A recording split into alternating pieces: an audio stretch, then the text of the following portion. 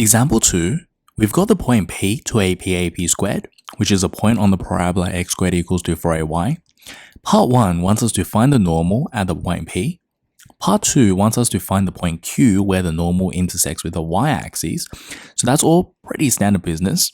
And then part 3, we want to consider this variable point R, which divides PQ externally in the ratio of 2 to 1. And then we want to find the locus of R. So before we get started, let's check out a diagram to see essentially what's happening. So let's say we've got a parabola given by x squared equals to 4ay. Okay. We've got the point P, which is given by 2AP squared. At the point P, okay, we've got the tangent over here, but we don't really need the tangent. This is just for reference, showing this line over here as the normal, right? It's a line that passes through P, which is perpendicular to the tangent. And what I'm going to do for this particular question is I'm going to assume that the equation of the normal at the point P is given by x plus py is equals to 2AP plus APQ. And of course, I'm assuming that you guys know how to prove the equation of the normal by this point in time, right? It's also because I've done it a lot, so I just want to cut down on the repetition. So if you guys don't remember how to prove this, check out section 6.3. We've done a lot of examples showing how to derive the equation of the normal. Once we've got the equation of the normal, you guys can see that the normal is going to intersect with the y-axis at Q. So in order to find Q, it's relatively straightforward, okay? We want to let x equals to 0 because Q is just the y-intercept of the normal. So I'm going to let x equals to 0 for Q. And what that's going to get us is just 0 plus p times y is equals to 2AP plus AP cubed. And if I divide p to both sides, right, or divide both sides by p, we're going to get 2a plus AP squared. So in other words, what we're looking at right now is Q is the point 0, 2a plus AP squared. Okay, so that's what I'll leave my answer as for part 2. Now part 3 comes along and we want to determine the coordinates of the point R, which divides the interval PQ externally in the ratio of 2 to 1. So what that means is that R is going to be a point, maybe, over here, not drawn to scale, such that R does not lie on the interval PQ. Okay, that's what external ratio division is all about. So if I go from P to R, okay, from P to R, that's going to run 2 parts. And from R to Q, that distance is going to account for 1 part, right? So on my diagram, you guys can see that it's not the best representation. R is probably a little bit further out. But just for diagram sake, I think it will suffice. So if I know that R is out here, and while looking at external ratio division, in order to find the coordinates of R, what we can do here is we know that P, okay, so this is part 3 by the way. So we know that P is given by 2AP, AP squared. And from the previous part, we know that Q is going to be given by 0, 2a plus AP squared.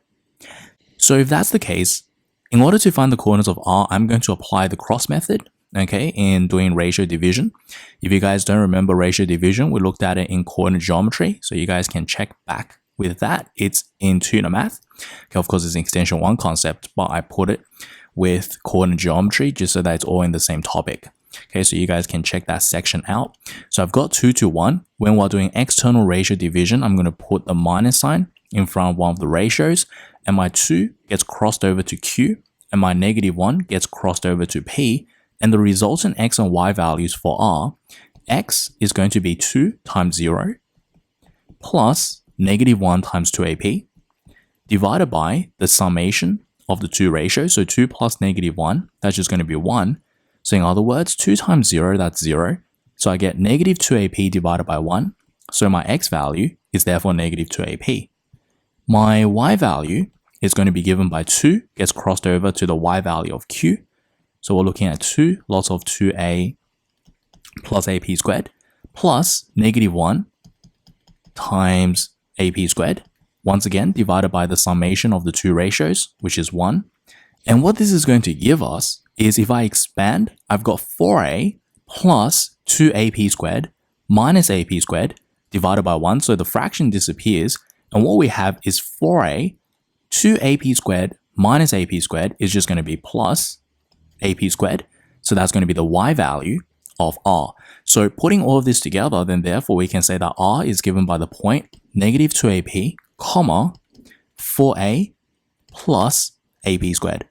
Okay, so that's all we have for the coordinates of r. And from this, we can of course see that r is dependent on the position for P. So as P changes, the point R is going to move as well. Okay, so R is essentially a variable point. To find the locus of R, let's consider the coordinates of R in terms of P, right? So getting rid of all the algebra. So part 4, right? We just said that R was given by negative 2AP, comma, 4a plus AP squared. So our x value here, that's going to be negative 2AP, and our y value is 4a plus AP squared.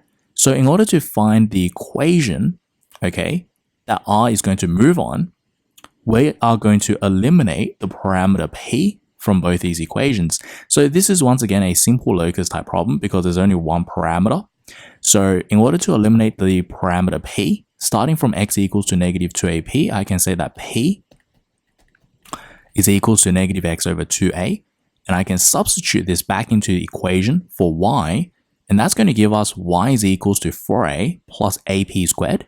The p squared is going to be negative x over 2a squared. And you guys can see that the resultant equation does not contain the parameter p anymore. Having a over here is perfectly fine because a is just a constant, right? It's a focal length, so it doesn't vary, so there's nothing to worry about here.